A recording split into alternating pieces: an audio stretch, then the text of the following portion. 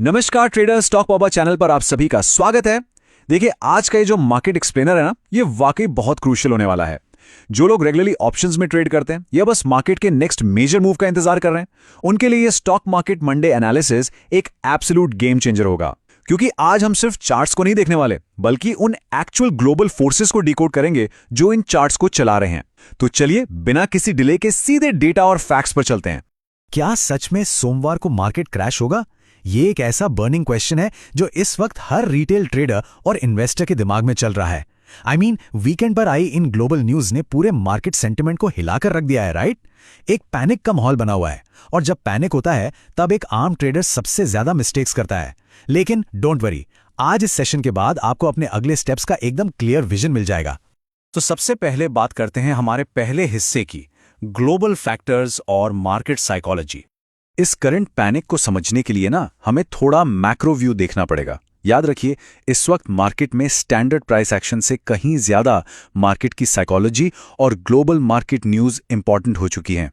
Charts पर जो patterns आपको दिख रहे हैं वो एक्चुअली में ग्लोबल टेंशंस का डायरेक्ट रिफ्लेक्शन है। अब जरा इस नंबर पर फोकस कीजिए, 20%। देखिए, दुनिया की लगभग 20% ऑयल और गैस सप्लाई सिर्फ एक छोटे से समुद्री रास्ते से गुजरती है, जिसे हम स्ट्रेट ऑफ हॉर्मूज कहते हैं। और अमेरिका और ईरान के बीच जो टेंशन चल रही है, उसका सबसे बड़ा खतरा यही है कि ये रूट ब्लॉक हो सकता है। अगर ये रास्ता ब्लॉक होता है तो इसका डायरेक्ट इंपैक्ट पूरी दुनिया की सप्लाई चेन और मार्केट की लिक्विडिटी पर पड़ेगा। ये सिर्फ एक जियोपॉलिटिकल न्यूज नहीं है दोस्तों, ये मार्केट के लिए एक इमीडिएट फाइनेंशियल थ्रेट है। और इस ब्लॉकेड का सबसे पहला असर पता है कहां होगा? तेल की कीमतों पर। जैसे जैसे क्रूड ऑयल की प्राइसेस स्पाइक करती हैं, मार्केट में नेचुरली क्रैश जैसी कंडीशंस बनने लगती हैं। मार्केट में कोई भी रियल रिट्रेसमेंट या रिकवरी तभी पॉसिबल है जब ऑयल थोड़ा कूल डाउन हो। यहां तक कि यूनाइटेड नेशंस ने भी एक बहुत सीरियस वार्निंग दी है कि अगर ये टेंशंस और बढ़ती हैं तो एक ग्लोबल फूड क्राइसिस और एक्सट्रीम इन्फ्लेशन ट्रिगर हो सकता है। और इन्फ्लेशन, जैसा कि हम जानते हैं, डायरेक्टली हमारे मार्केट्स को हर्ट करता है। अब इस पूरी सिचुएशन को और कॉम्प्लेक्स बना रहे हैं इन लीडर्स के अलग अलग पॉलिटिकल स्टैंसेस। एक तरफ देखिए, इजराइल के प्राइम मिनिस्टर नेतन्याहू हैं जो ईरान पर मिलिट्री स्ट्राइक्स कंटिन्यू रखने के फेवर में नजर आ रहे हैं। वहीं दूसरी तरफ US president Trump negotiations, uranium control और स्ट्रेट ऑफ हॉर्मूज को कंप्लीटली टोल फ्री रखने की वकालत कर रहे हैं। देखिए, एज अ मार्केट एनालिस्ट हमारा काम किसी का पक्ष लेना नहीं है, बल्कि इस अनसर्टेनिटी को न्यूट्रली समझना है। जब लीडर्स के बीच इतना बड़ा डिफरेंस ऑफ ओपिनियन हो तो मार्केट में डर और अनसर्टेनिटी का माहौल बनना तय है।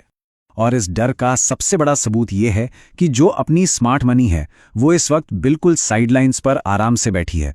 बड़े इंस्टीट्यूशनल बायर्स और एफआईआईज मार्केट में तब तक एग्रेसिव बाइंग नहीं करेंगे जब तक इन मिडल ईस्ट टेंशंस का कोई कॉन्क्रीट जियोपॉलिटिकल रेजोल्यूशन निकल कर नहीं आता।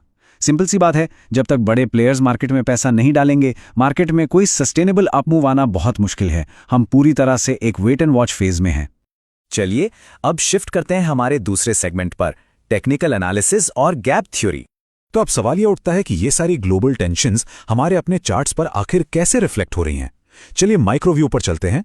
इन चार्ट्स को डीकोड करने के लिए सबसे पहले हमें गैप थ्योरी को टेक्निकली समझना होगा। ये एक ऐसा फंडामेंटल प्रिंसिपल है जहां चार्ट पर छूटे हुए गैप्स स्ट्रॉन्ग साइकोलॉजिकल लेवल्स की तरह काम करते हैं। अगर आप करंट मार्केट को देखेंगे तो जो अपर लेवल्स पर गैप्स बने हुए हैं वो सॉलिड सप्लाई जोन्स यानी रेजिस्टेंस का काम कर रहे हैं। जैसे ही मार्केट वहां जाता है, एक हैवी सेलिंग प्रेशर आ जाती है। वहीं जो लोअर गैप्स हैं वो टेम्परेरली हमारे लिए सपोर्ट जोन्स का काम कर रहे हैं। इस डेटा टेबल को जरा ध्यान से देखिए। ये आपके निफ्टी प्रिडिक्शन और बैंक निफ्टी एनालिसिस के लिए मास्टर की है। निफ्टी ऑलमोस्ट 23,790 के आसपास क्लोज हुआ है और इसका सबसे क्रूशियल साइकोलॉजिकल सपोर्ट लेवल ठीक 23,500 पर बैठा है।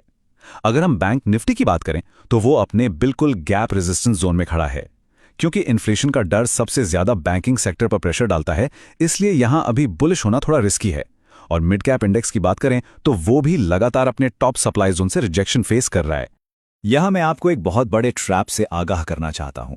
अगर आप 15 मिनट का चार्ट देखते हैं तो आपको इंट्राडे में एक हल्का सा अप ट्रेंड दिख सकता है, लेकिन ध्यान रखिए, ऐसे वॉलेटाइल मार्केट में ये छोटे टाइम फ्रेम्स पर दिखने वाला अप ट्रेंड अक्सर एक फेक आउट होता है, यानी रिटेल बायर्स को फंसाने का एक ट्रैप। किसी भी रियल ट्रेंड रिवर्सल या ब्रेकआउट की कंफर्मेशन के लिए हमें strictly 1 day chart time frame का ही यूज करना मैंडेटरी है। तो अब निफ्टी के एक्सट्रीम सिनेरियोज को आपको अपने चार्ट्स पर डेफिनेटली मार्क कर लेना चाहिए। पहला सिनेरियो, अगर कोई सॉलिड पॉजिटिव न्यूज आती है और निफ्टी डेली कैंडल उस अपर गैप के ऊपर क्लोज करती है तो हमारा सीधा ब्रेकआउट टारगेट 26,000 का लेवल होगा। लेकिन दूसरा सिनेरियो, अगर ग्लोबल टेंशन और बढ़ती है और निफ्टी अपने बॉटम गैप और उस 23,500 के सपोर्ट को तोड़ देता है तो मार्केट पैनिक सेलिंग में जा सकता है और हमारा क्रैश टारगेट सीधा 23,000 का लेवल हो सकता है। ये वो दो एक्सट्रीम्स हैं जिनके ठीक बीच में मार्केट इस वक्त फंसा हुआ है। अगर आपको हमारा ये डेली एनालिसिस जेन्युइनली समझ आ रहा है तो अभी और इसी वक्त स्टॉक बाबा चैनल को सब्सक्राइब करें, इस वीडियो को लाइक करें और अपने सभी ट्रेडिंग दोस्तों के साथ इसको शेयर जरूर करें। लिंक आपको डिस्क्रिप्शन में मिल जाएगा। चलिए अब आते हैं आज के सबसे इंपॉर्टेंट और एक्शनेबल पार्ट पर, हमारा Monday trading strategy setup. Global news हमने समझ ली, टेक्निकल लेवल्स हमने मार्क कर लिए। अब एग्जैक्टली करना क्या है? मंडे के सेशन के लिए हमारी ट्रेडिंग स्ट्रैटेजी बिल्कुल क्रिस्टल क्लियर होनी चाहिए। देखिए, हम रूल्स के हिसाब से खेलेंगे, इमोशंस के हिसाब से नहीं। ये मंडे की रूल बुक है। बेरिश सेटअप के लिए अगर market open is equal to high वाले कॉन्सेप्ट पे खुलता है और पहली 15 मिनट की कैंडल नेगेटिव क्लोजिंग देती है, तब हम प्योरली सेलिंग इनिशिएट कर सकते हैं।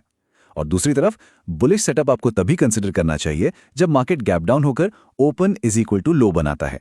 और याद रहे, बाइंग हमेशा एक बहुत ही स्ट्रिक्ट स्टॉप लॉस के साथ करनी है। एक स्ट्रिक्ट ट्रेडर की तरह आपको इन एग्जीक्यूशन रूल्स को स्ट्रिक्टली फॉलो करना है। ओवरऑल करंट सेंटिमेंट इस वक्त कंप्लीटली नेगेटिव है, इसलिए जो हमारी डोमिनेंट स्ट्रैटेजी रहेगी वो है सेल ऑन राइज। जब तक कोई कंफर्म्ड पॉजिटिव ग्लोबल न्यूज सामने नहीं आती, हर उछाल पर बिकवाली करना ही ज्यादा सेफ अप्रोच है। और सबसे जरूरी बात, क्योंकि मार्केट अभी गैप्स के बीच में ट्रैप्ड है, जैसे ही आपका कोई ट्रेड किसी नेक्स्ट गैप के पास पहुंचे, इमीडिएटली अपने 60 से 70% क्वांटिटी बुक करके प्रॉफिट सिक्योर कर लीजिए। तो सब कुछ समराइज करने के लिए मार्केट इस वक्त एक pure wait and watch mode में है। ईरान, अमेरिका और ग्लोबल क्रूड ऑयल की न्यूज पर अपनी नजर बनाए रखिए। चार्ट पर निफ्टी के 23,500 के सपोर्ट और बैंक निफ्टी के गैप रेजिस्टेंस जोन्स को रिजिडली मार्क कीजिए, क्योंकि इस हफ्ते का पूरा गेम इन्हीं लेवल्स के आसपास घूमेगा। ये एनालिसिस प्योरली एजुकेशनल पर्पस के लिए था। अपने ट्रेड्स हमेशा डिसिप्लिन के साथ लीजिए। मिलते हैं अगले एक्सप्लेनर में, लेकिन जाने से पहले एक सवाल छोड़कर जा रहा हूं।